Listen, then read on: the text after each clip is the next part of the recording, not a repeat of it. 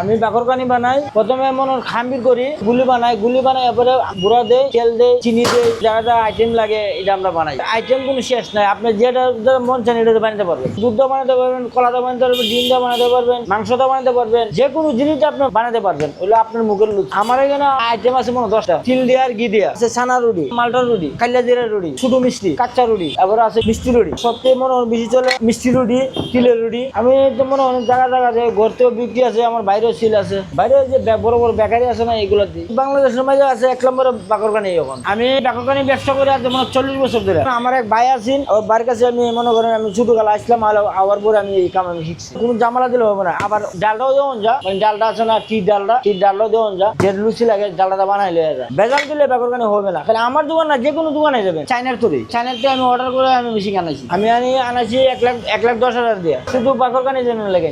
এই যে স্টিলের এটা কাপা, এটা হলো তক্তা, বেলাইন, বল লাগে, আর কিছু লাগে না। এগুলো না ছাড়া হবে না, হবে না। আমার ব্যবসা আছে 40 বছর। আমার আগে ইসে মতো টাকার অনেক মান আছে। ইসে আমার বাইরে ব্যবসা করছে। আমার বাইরে মনে করেন ব্যবসা করার পরে ওই আমি টুকটাক কাম শিখছি। ইসে আমি চাইনা করে রুটি আর এই রুটি এখন 10 টাকা করে, 15 টাকা করে। দিন থেকে শুরু আমার ব্যবসা। 1 কেজি দাম আমার দোকানে ওটা আমি 32টা 33টা বানাই। 4 লাখ টাকা জমা দিছি, তারপরে মেশিন কিনলাম, তারপরে চালান আছে মনে 20,000 টাকার, এমনি লয়ে আনলাম। দুটো মনে আমার 6 লাখ টাকার মনে গেছে। মোহন বেচা নিয়ে কম আওয়ার পরে নতুন দোকান আমি রানিং বছর মনে করেন আমি 1 বছর ধরে মানে দোকান খুলছি। আগে আসলাম পুরান টাকাতে বাড়ি ভাঙার পরে মানে আমি আইলাম আমার নতুন টাকা মিরপুর আইলাম। আবার পরে ওই দোকান দিলাম। এখানে ইনকাম কম হয়, 4,000 মাসিক হিসাব না, মনে করেন দিনে 4,000 5,000 টাকা বিক্রি হয়। মনে করেন 20-30,000 টাকা থাকে।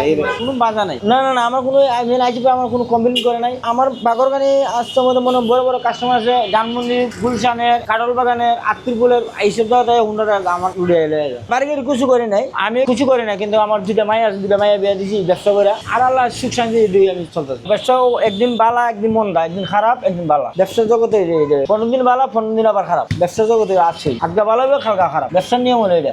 একা মাল বানাইছি, 15-20 হাজার টাকা মাল বানাইছি। 2 বস্তা মতো বানাইছি, একলা ওই 2 বস্তা একা। ওখান তো মনে হয় চলে না দিকে না, গতি আস্তে আস্তে বানাইছি। বাকরকানি বানাইছি নাকি নবে, ওই হে বানায় খায়া এই বানায় খাইছে, খায়া করছে ওই বাকরকানি বানাও। ওটার নাম রাখছে বাকরকানি। এটা বানাই তো নবে নিজে বানায় নিজে খাইছে, খাইতে ওই পুরো বাংলাদেশের ভিতরে এখন সব জায়গায় ইয়ে করে যাও। বাকরকানি তো বেশিরভাগ বামনবাড়ির মানুষই ওই সব হলো বামনবাড়ির মানুষ। আর সিলেট এখন কম বেশি আছে। কদিন আগে মনে করেন আমার 10 কেজি রুটি লেগেছে আমেরিকা সাপ্লাই দিয়ে। বড় বড় বেকারি আছে না, বুম্বাই আছে, এবারে বেকারি আছে, লাইভ বেকারি আছে, এই সবগুলাতে বেকারি।